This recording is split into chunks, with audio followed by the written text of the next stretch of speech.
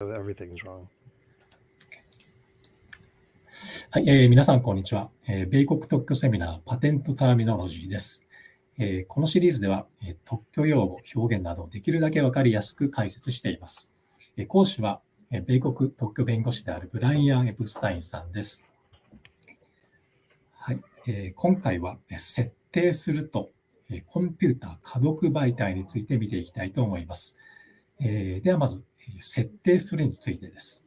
これは視聴者の方からリクエストをいただいたトピックです。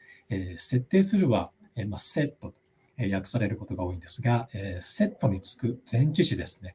例えば to, for, at ですね。これらのうちどれにすればいいかという質問をいただきました。これについてブライアンさんにお聞きしたいと思います。Okay, Brian さん、設定する is typically translated as set.And set can be combined with a preposition such as to, for, or at. Translators often wonder which is the better choice. Do you have any thoughts on that? Yeah, so traditionally what we've done on patent terminology is I go to Merriam-Webster and look up the corresponding the definitions for the typical patent usage. But this one was a little too difficult for that. These have very similar meanings, and so I wasn't quite sure how to determine what the difference is between these and what's popular and what's not. And I found a new tool recently called Google Books Ngram Viewer, and it shows over time how common particular phrases are, I guess, in the Google Books library. And so, we had all this information, the different combinations, the different translations for sete sura. So we had set to, set for, set at, set in, set as. And I ran them all through Google Books Ngram Viewer. And the two most common for the phrase set the value to, for the phrase set the value, were 2 and 4. And then I changed it around to kind of the passive voice and ran it through Google Books Ngram Viewer as value was set. And in this case, the prepositions that were used were to and at. So we're going to focus our comments on, we're going to focus our comments on set, to, for, and at. Part of the reason as well is that we were given 11 different examples to consider for this portion. So for example, like set the jumper to the master position. And none of them could only be set in or set as. So, even if it could be set in, we realized that there was a different preposition, such as to or for or at, that should be okay. So if we ignore in and as and focus on to, for, and at, we're considering enough information. The issue then is that the phrase set for can sound like something else will use that object. So for example, if we look at the phrase set the jumper for the master position, at least for me, that raises two potential definitions. The first, of course, is that the jumper is placed in the master position. The second one is that something else might be placed in a master position, and therefore we should set the jumper appropriately. And that's what I mean when I say something else will use this master position. So we don't want to use that, right? That could raise questions of applicant intent. It could raise questions of indefiniteness. And so we're going to further reduce our potential translations to just set to and set at. And so at this stage, I was ready to start considering the different intricacies. And honestly, I couldn't determine them myself. And so I did some internet research, and the general view is that these are interchangeable, that there is no um, meaningful difference between these two phrases. But again, I was considering the Google Books Ngram viewer, and so I looked at the data again, and I think it's about since 1980 or so, maybe the 70s. Set to seems to be more popular than set at. So this is a more modern trend. It's one that very much reflects um, my familiarity with the English language. Perhaps if I were older, I might not feel as strongly about set to. Maybe I would have spent more time being exposed to the phrase set at. But to me, again, partly based on my age, set to sounds a lot more natural. And again, this is the more modern trend. And so I think that in the general case, this is the better option um, for applicants.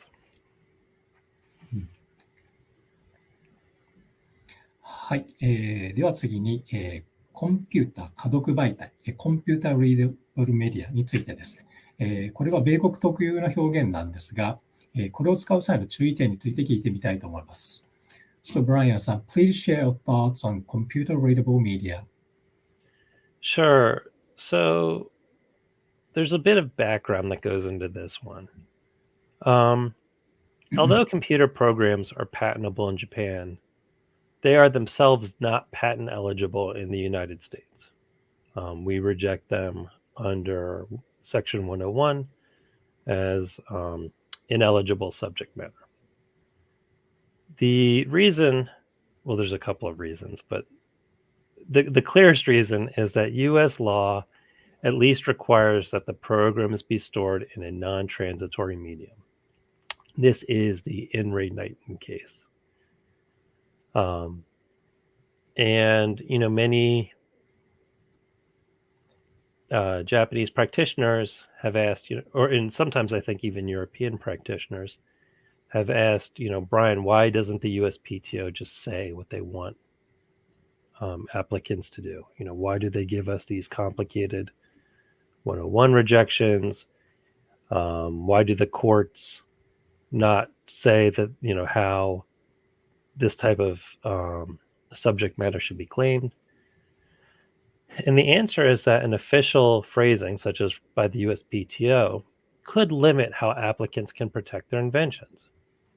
The USPTO does not know, how every single computer readable medium operates.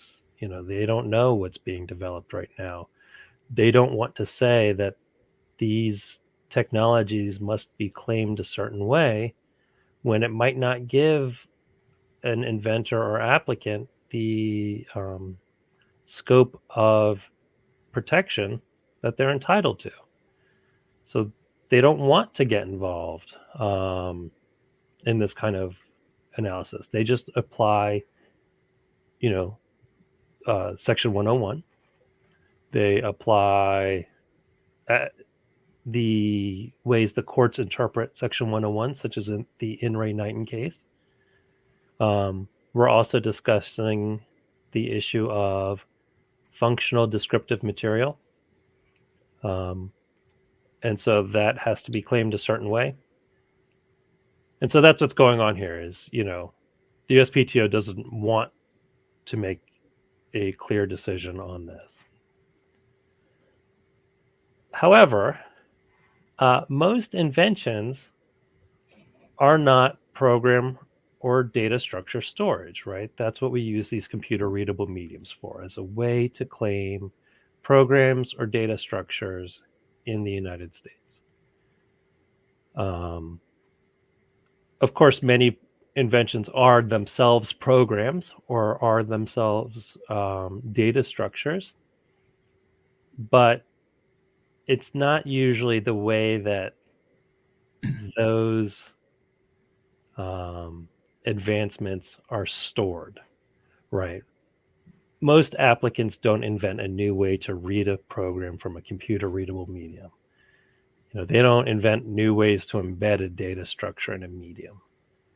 And so we have a lot of applicants that want a customary and accepted way of claiming these advancements that don't really, the phrase in English is push the envelope, that don't really um, challenge the existing system, right? They just want a safe way to protect their new program, but not their new way of reading the program from a data from a computer readable medium.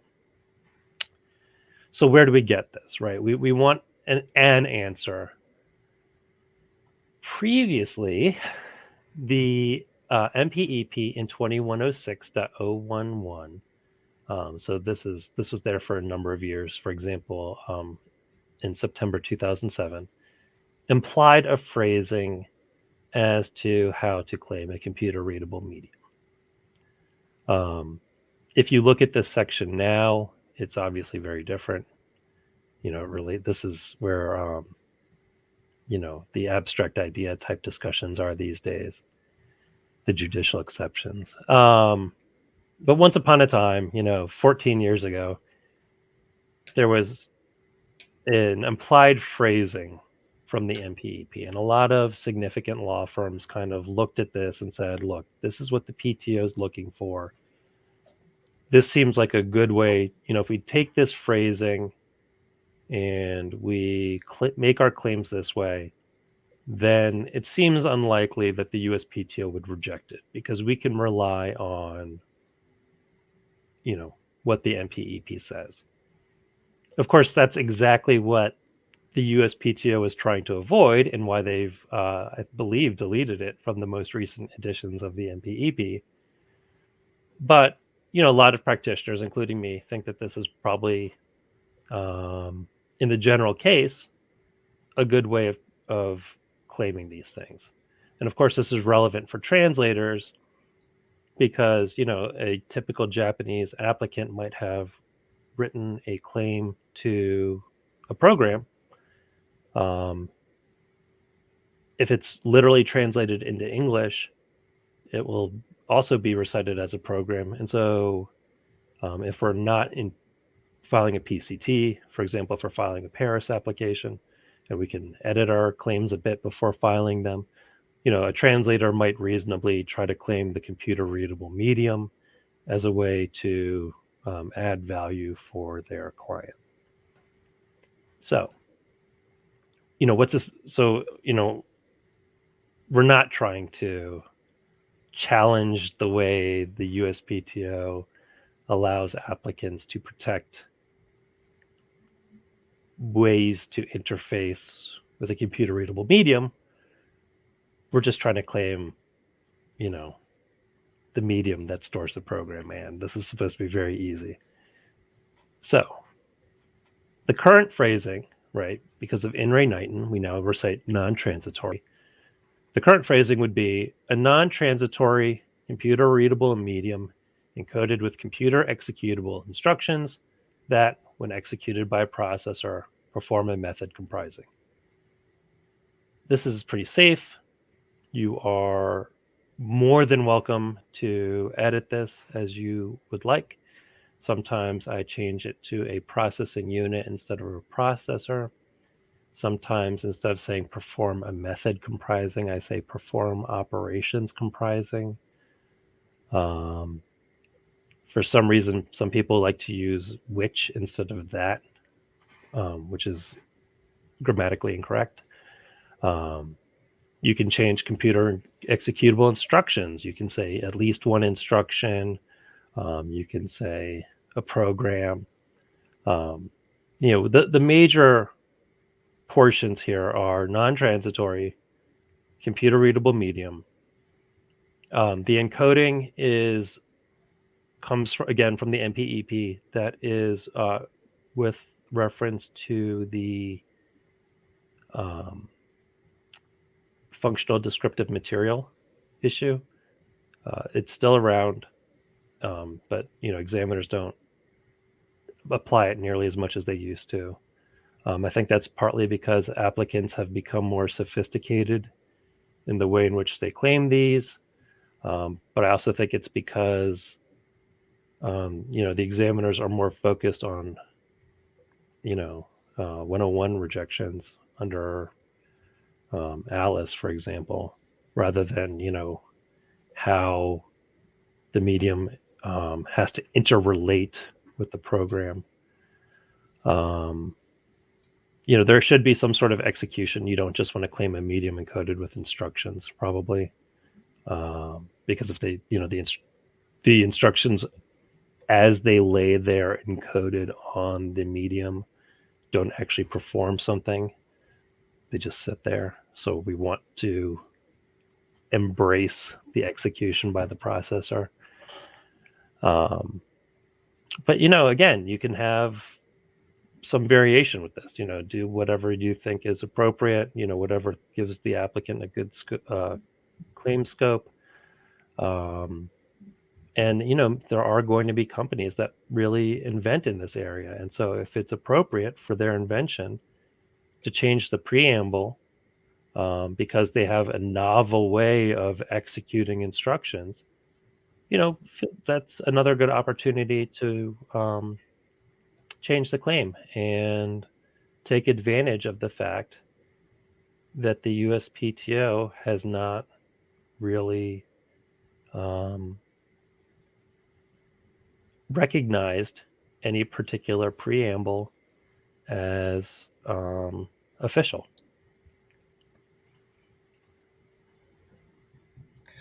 はい、村山さん、ありがとうございました。今回は設定すると、コンピューター、可読媒体について詳しく解説いただきました。で、今回はこれで以上になります。ご質問や使ってほしいトピックなどがありましたら、YouTube のコメント欄に書いていただくか、スライド最後に記載のメールアドレスまでお気軽にご連絡ください。で、本日もありがとうございました。失礼します。